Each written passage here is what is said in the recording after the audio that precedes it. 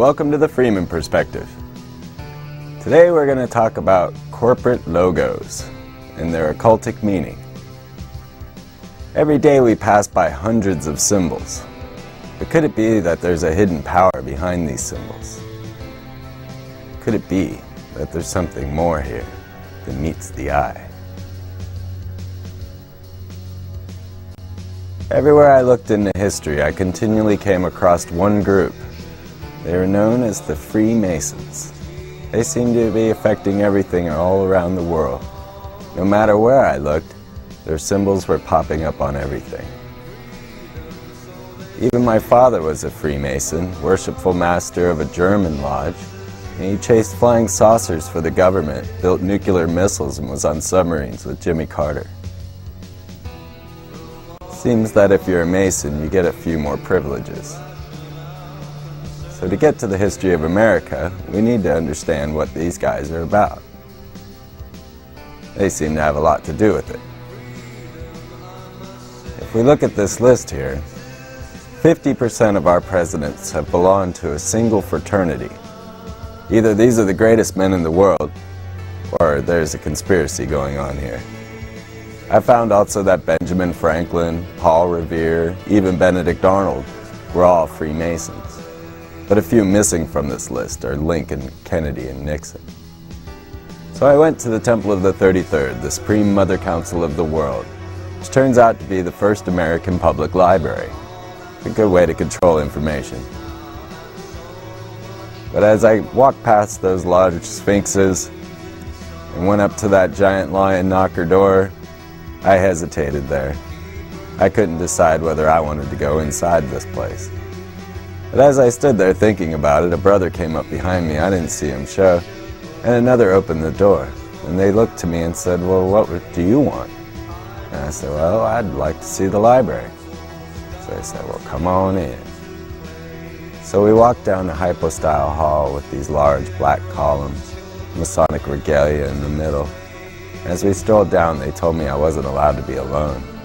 We went past the little Egyptian fellows and into the reading room. And there they have the busts of many philosophers and many great books.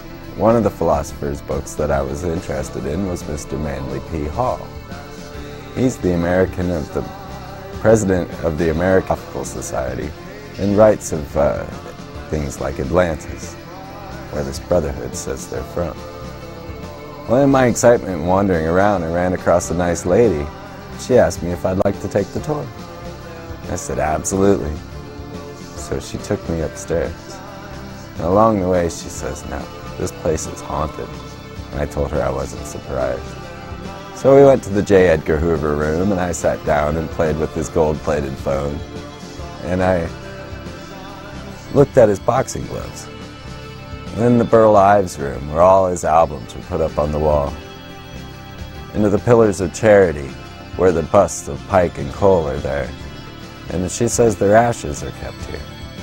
And inside that little cubby there are hundreds of names of Freemasons. And she says, "Now, when you donate your first $1,000,000, you'll get your name up here." There were hundreds of names up there. Not surprising. They do rule the world. She took me to the Hall of Honors just to check out the notable 33rd degree Freemasons. I saw many that I recognized.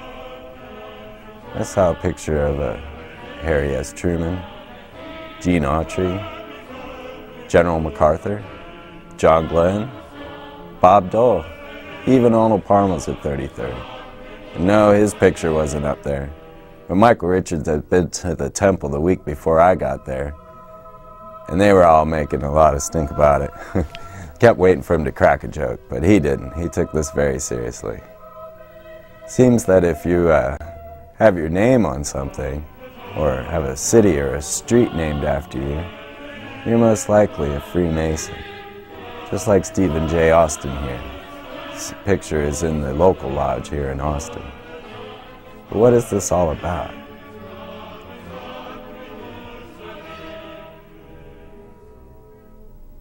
She took me to the temple room, and here I strolled up to the big Belgian black altar. to have a little closer look at maybe what these guys are doing. I looked around and went up to the worshipful master's seat, but I didn't sit in it. Not this time. So I still wasn't too sure just what was going on in here. Well, it seems that it's ritual magic. This brotherhood practices a form of magic known as Kabbalism. So, and look at the definition of Kabbalism. Try to get an idea of what's up. Kabbalism is a Jewish mystical tradition teaching godhood to man. It's the foundation of most post-Egyptian Western magical systems. Since the Kabbalah is based on the Hebrew language, the degree of one's knowledge of that language is the degree which one can understand the Kabbalah. The Kabbalah is also known as hidden wisdom.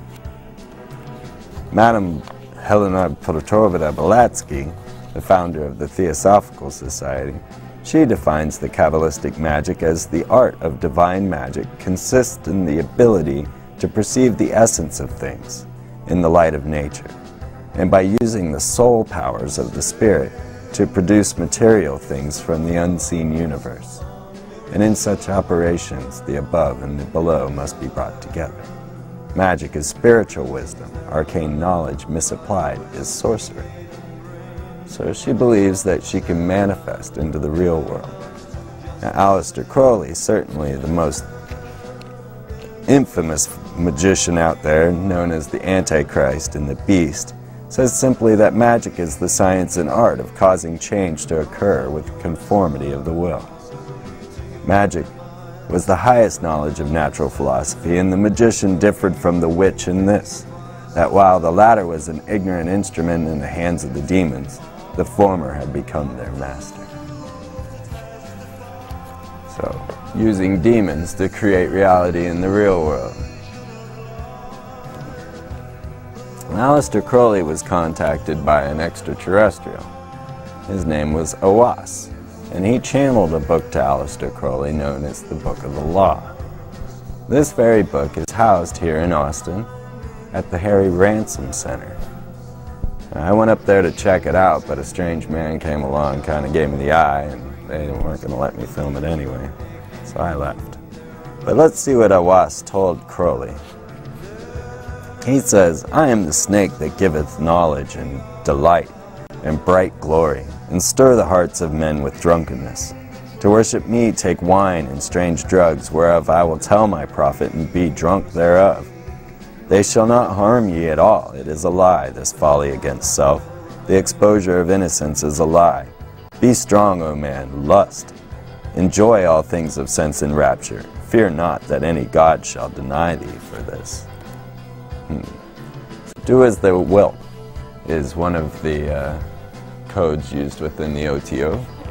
And another Kabbalist who had a lot to do with the creation of the modern-day Freemasons has a book called Morals and Dogma, and it talks a bit about the magic.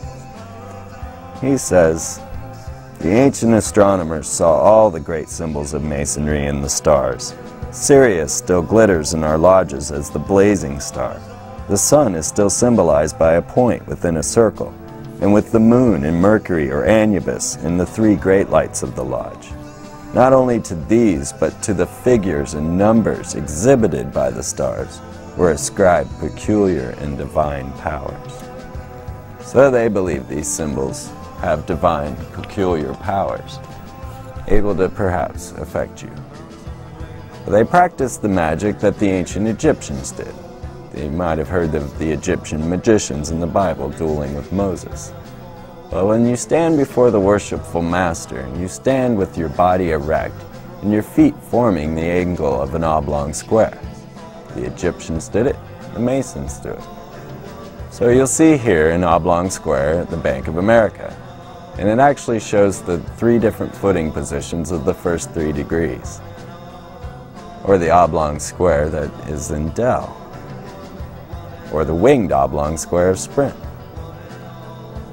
or the oblong square of Sam's Club, or a more familiar oblong square of Enron, perhaps the most infamous oblong square, the swastika. Do you know Hitler was into the occult? Do you know who else is?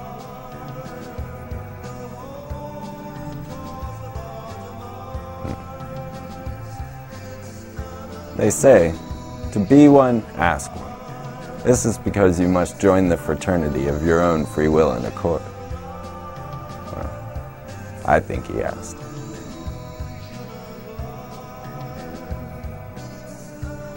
So you're starting to get an idea who's running things around here? Let's get a little deeper into this. Look at the Travis County Courthouse, leveled by the most worshipful Grand Lodge of Texas. And look at the date at which it was leveled. 5,930 AL. This is the Anno Lucius calendar. It dates back to ancient Babylon. So it's the year 6005 to your president. So you shouldn't be surprised to see the Masonic compass and square show up on buildings, general contractors, because the Masons were builders after all, and they build in the grand Egyptian style. So when I got to the Philadelphia Lodge, I wasn't at all surprised to come across an Egyptian room. There are many things to talk about in this room, but right now we'll focus on the winged disc. This was the winged son of Ra. It was a symbol to use to denote God, or the gods. And now, it's a symbol for pharmaceuticals.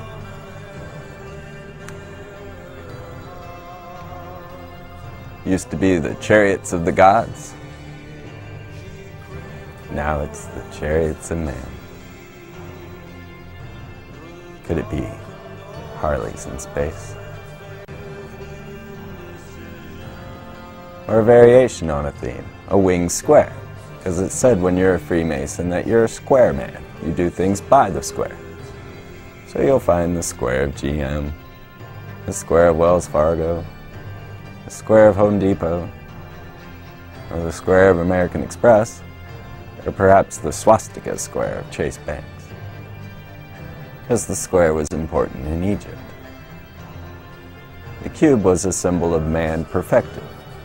A Mason would say that he is a perfect ashlar, a perfect spiritual being inhabiting a material body. And the cube is used in magic.